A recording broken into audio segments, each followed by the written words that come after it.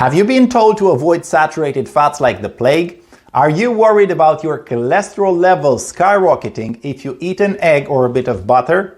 And what about these vegetable oils? Are they really as healthy as they claim to be? Today we're separating fact from fiction and getting to the truth about saturated fats, cholesterol, and vegetable oils. Welcome, health enthusiasts. My name is Adrian. I'm a registered nurse with a passion for empowering people to take charge of their own health.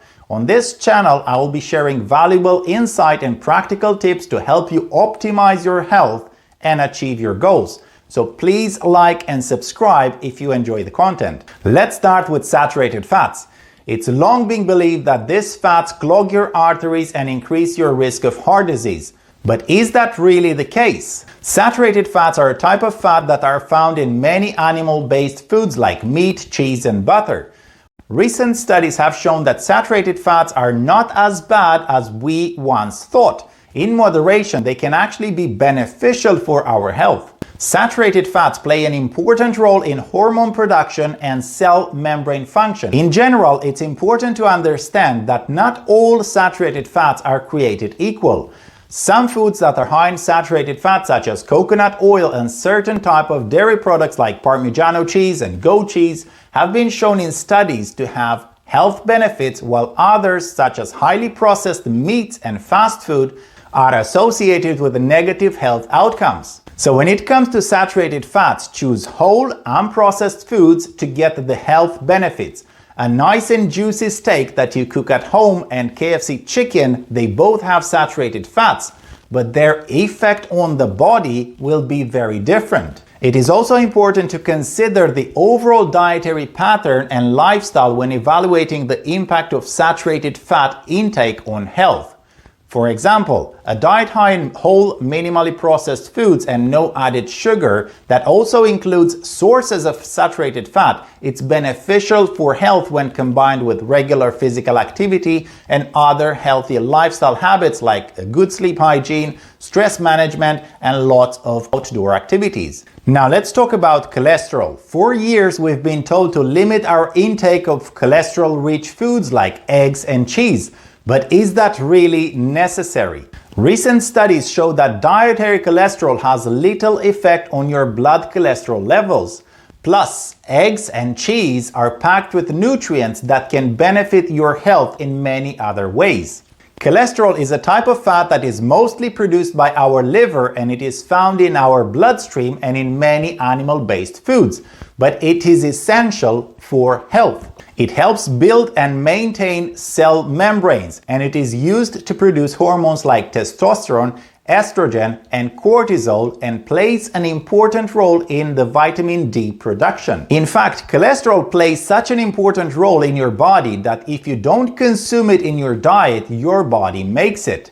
And the body makes as much cholesterol as it needs based on the requirements at the time. For example, if you go through a stressful period, your cholesterol levels could be sky high even if you are a complete vegan and you eat no animal foods. There are two types of cholesterol, LDL and HDL. LDL is often referred to as bad cholesterol, while HDL is known as good cholesterol. LDL carries cholesterol towards the cells, while HDL carries cholesterol from the bloodstream back to the liver to be processed and eliminated from the body. Now let's dig a bit into bad cholesterol. Is it as dangerous as they say? There are two types of LDL particles. First, we have large, buoyant LDL particles and very low, dense LDL particles. Of the two, only the very low dense LDL pose a risk to cardiovascular health. This is because, as the name suggests, they are small and dense, meaning they can precipitate and infiltrate in the walls of your arteries, causing a buildup of plaque. The percentage of small dense LDL particles versus large buoyant LDL particles can vary from person to person, and they can be influenced by factors such as genetics, diet, and lifestyle. In general, individuals with insulin resistance or metabolic syndrome, they tend to have a higher percentage of small dense LDL particles, while those with a healthier metabolic profile, they tend to have higher percentage of large, buoyant LDL particles. The body can make VLDL from both carbohydrates and fats that you consume, but the primary source is actually carbohydrates and particularly fructose.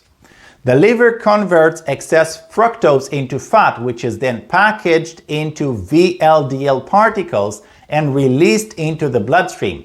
So sugar is way worse for your cholesterol levels than saturated fats and eggs and cheese. Saturated fats from cheese and meat, they might increase your cholesterol levels, but it's mainly the large buoyant LDL particles, which are cardiovascularly neutral. While sugar, on the other hand, raises your small dense LDL particles, which are associated with an increase in cardiovascular disease. Finally, let's address the elephant in the room: vegetable oils. These oils are often promoted as healthy alternatives to animal fats, but the truth is they are doing more harm than good. Most vegetable oils are highly processed and contain very high amounts of omega-6 fatty acids. When consumed in excess, these fatty acids can cause inflammation in your body and increase your risk of chronic disease. Among vegetable oils, only extra virgin olive oil and avocado oil are high in monosaturated fats and antioxidants, making them a great choice for your heart health.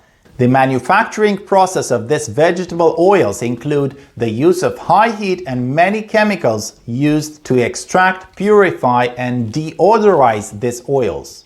All the oils and fats in general, they undergo a process called lipid oxidation when exposed to light, oxygen, and heat, meaning they oxidize or they go rancid. The food industry is tricky and they have found a way around it. They bombard these vegetable oils with hydrogen to make them shelf stable so they don't go bad. For example, margarine, spreads, and all the processed foods like cakes, pastries, cookies, they contain partially hydrogenated oils. The process of hydrogenation creates trans fats which are known to be harmful to health. Many countries have implemented regulations to limit or ban the use of hydrogenated oils in food products.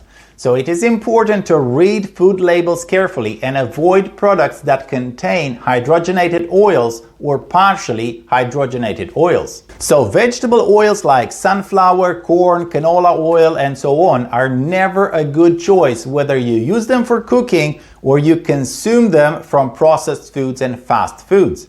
For cooking, use saturated fats as they are the most stable. Sprinkle your salads, vegetables, or soup with avocado oil or olive oil and eat your nuts and seeds unroasted to get the health benefits. If you want to learn more about saturated fats, monounsaturated fats, and polyunsaturated fats, I highly recommend to watch my next video. So there you have it, the truth about saturated fats, cholesterol, and vegetable oils. It's time to ditch the old myths and embrace the power of healthy fats for a happier, healthier you. Thanks for watching.